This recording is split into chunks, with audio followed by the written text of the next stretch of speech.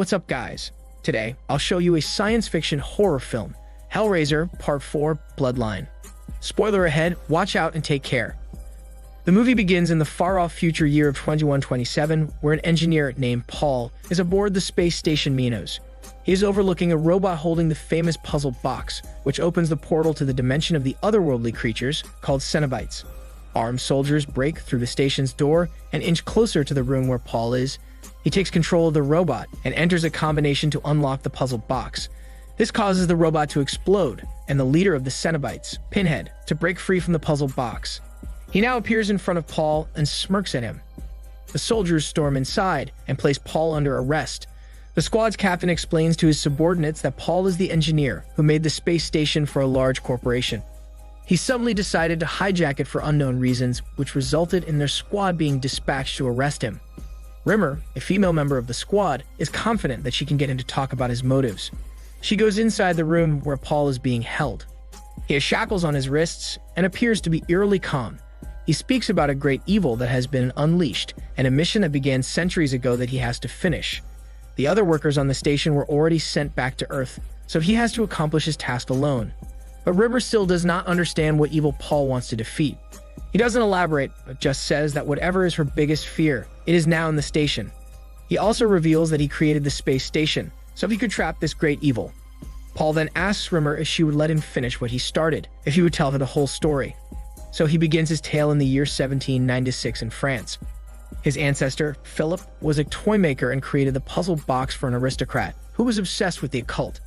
He didn't know that that box would create so much evil, pain, and suffering. But Philip was blinded by the renown he could claim once he finished the puzzle box for the aristocrat.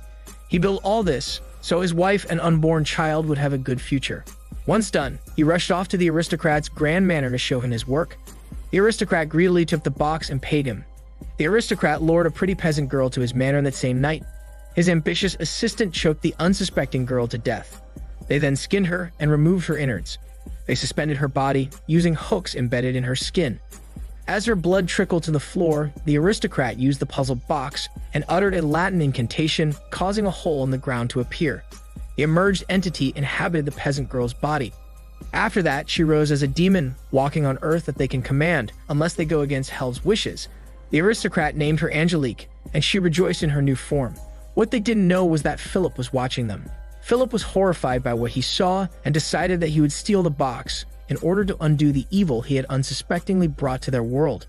But first, he tried to sketch another box that could neutralize the first puzzle box. One night, he broke into the aristocrat's mansion. He entered a room with blood dripping all over the walls. The aristocrat is tied to the chair with his blood drained from him, while his assistant took over control of Angelique and was having fun with her in the bedroom. Philip tried to steal a puzzle box, but was caught by Angelique. She tempted him with her flesh, but Philip valiantly said no. The assistant snuck up behind him and knocked him to the floor. He gleefully informed Philip that because he made the puzzle box, he and his bloodline were now cursed. Philip's pregnant wife was worried about him, so she followed him to the aristocrat's mansion. She soon discovered him dying on the floor. Philip asked her for forgiveness for the part he played in opening a portal to hell and urged her to run away and be safe. Back to the present, Paul, who looks exactly like his ancestor Philip, narrates to Rimmer that ever since 1796, Philip's descendants have been haunted by visions of puzzle boxes and portals to hell. But it would be decades until one of the descendants would meet Angelique again. In 1996, this descendant, named John, kept dreaming of Angelique. His grandmother warned him about their bloodline's history, and it had influenced even his work as an architect. John's latest skyscraper was bold and innovative, and it landed him a magazine cover. In Paris, Angelique stumbled upon the magazine cover and saw the descendant John, who looked like Philip as well. With Angelique through the centuries was the assistant, who hadn't aged at all. She asked him for permission to go to America, but he refused. He reminded her that she was under his thrall, and she had to obey his commands. Angelique's eyes turned black, and she forced him to the table with her demon strength. In an inhuman voice, she replied to the assistant that he was the one who was forgetting their deal. Angelique would obey him as long as he didn't stand in the way of what Hell wanted. And right now, what Hell wanted was to end the puzzle box maker's bloodline finally. She clawed at his face and torturously nibbled at the pieces of skin, causing him to scream. That night, John was awarded in a lavish ceremony recognizing his achievement as an architect. His newly completed skyscraper was built at the site where the reporter Joey buried the puzzle box after the events of the third episode. Because he was haunted by his family's history, John had subconsciously designed the skyscraper to make it look like the puzzle box. When he got up on the stage to make his acceptance speech, Angelique appeared at the edge of the crowd but vanished moments later. He recognized her as the terrifying woman from his haunting dreams, and this rattled John. He nervously finished the speech and exited the stage. Angelique watched as John and his wife got in a limo to go home. She then turned her attention to a male guest and towed him along to one of the rooms in the building. She followed her instincts to a nondescript cement pillar. Angelique punched it and grabbed the puzzle box encased within. She then ordered the man to solve the puzzle box. He happily obeyed, thinking she would spend a night with him if he solved it. He entered a combination, and this released Pinhead into the world. The two knew each other from their days in the hellish dimension of the Cenobites, and they quickly formed an alliance to end John's bloodline, since he had the ability to end them. Pinhead looked around the skyscraper that resembled the puzzle box, and he remarked that it has immense power. The next day, John went to work in his firm. Angelique visited him and noticed an old sketch drawn on parchment framed on the wall. John explained that the sketch was made by his ancestor, and his latest project is based on it. He showed her the computer render of a box, made with reflecting mirrors on all sides, which can create blinding light. However, he hadn't mastered every detail yet. Angelique's eyes widened, and she realized that John was unknowingly creating the puzzle box, which could destroy Angelique and the demons on Earth based on his ancestor's idea. Therefore, she said that the two of them share a destiny, and then she disappeared in a blink of an eye. That night, John dreamed of a naked Angelique in bed. He was awakened by a call from her, asking if they could meet again that day. He spoke in hushed tones as he agreed. Beside him in bed was his wife, and he lied to her, saying that it was a Japanese client who called. The wife doubted him, but said nothing. Meanwhile, Pinhead had grown tired of Angelique's methods. Because it had been centuries since she's been in hell, Angelique's technique of seducing men to get what she wants was totally outdated. Pinhead's reign in hell was marked by outright torture and pain, and it is clear that while they both are from the same dimension, their beliefs clash. At that same time, two security guards patrolled the new skyscraper and stumbled upon a door that was not included in the blueprints.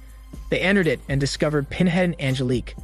As a demonstration of how effective his methods are, Pinhead tortured the two security guards by melting half their faces and forcefully conjoining them. He then announced that he will inflict pain on John by hurting his child and wife. Later, Angelique met with John and attempted to seduce him, but he refused her advances. Pinhead kidnapped John's wife and son and took them to the skyscraper as bait to lure John. John rushed to the building and got them. He put his son in the elevator and sent his wife to take the stairs. His wife was chased by Pinhead's monstrous dog. She grabbed the puzzle box and used it to send the smelly dog back to hell. Angelique found John's son and kept him as a hostage to force John to activate the mirror box he was working on. He'd obeyed and switched on the computer. Light reverberated through the mirrored walls just in time, as Pinhead was walking to the center of the room. But John's mirror box failed, so Pinhead skewered him in the throat with a hook and brutally decapitated him. But unfortunately, his wife entered the room and unleashed the puzzle box, bombing Angelique and Pinhead back to hell. Back to the present, Paul tells Rimmer that John's son had survived and carried on the bloodline. When Paul was growing up, he started having dreams about his family's past and their mission to close the portal to hell. This is the reason why he built the space station and commandeered it. When he unlocked the box earlier, he had already released Pinhead, the conjoined security guards, and an enslaved Angelique. They are now biding their time on the space station. Paul pleads with Rimmer to let him continue his plan, but their captain orders him to be detained in his cell until they depart the space station. On the other side, Pinhead makes his move and lures one of the soldiers by pretending to be a trapped child. He then shoots hooks toward the soldier's face and rips his face clean. Meanwhile, Angelique dons her beautiful human form once again and attracts another hormone-rich soldier. She then drags him through the mirror and finishes him off. Elsewhere, the conjoined security guards trap the captain and squash him between their bodies, pulverizing him to death. After that, only Rimmer and Paul are left. He convinces Rimmer to board the escape pod away, but she is worried that he will be reckless and sacrifice his life. Paul assures her that he doesn't plan on dying anytime soon. Rimmer runs for her life, and she is chased by the same monstrous dog. She manages to hide behind a locked door just in time. Paul and Pinhead come face to face, the culmination of several centuries' enmity. Pinhead remarks that he is so like his ancestors in his determination and hope, but he will suffer the same poor fate as they did. However, Paul does not agree. He suddenly disappears, and this move sends some chilling hormones down Pinhead's spine. A screen flickers on, and it shows Paul aboard the escape pod, with Rimmer by his side. It turns out Paul used a hologram of himself to keep Pinhead distracted, while he boards the escape pod and readies his invention. What's more, Minos is not just a space station, but a larger and more advanced upgrade to John and Philip's ideas for vanquishing Pinhead and the demons. The station is built with several gigantic mirrors that will refract laser beams and generate enough light to permanently seal the gateway to hell created by the puzzle box. Pinhead shrieks as the station is engulfed by blinding light. The station's giant mirrors close in on itself and form a box, identical to the puzzle box created by John in 1796. Pinhead accepts that his fate is oblivion, and then the whole station explodes. The movie ends with Paul and Rimmer's escape pod heading back to Earth, seemingly safe from Pinhead's evil predilections. This is Daniel CC Movie Channel. Stay safe and enjoy your day.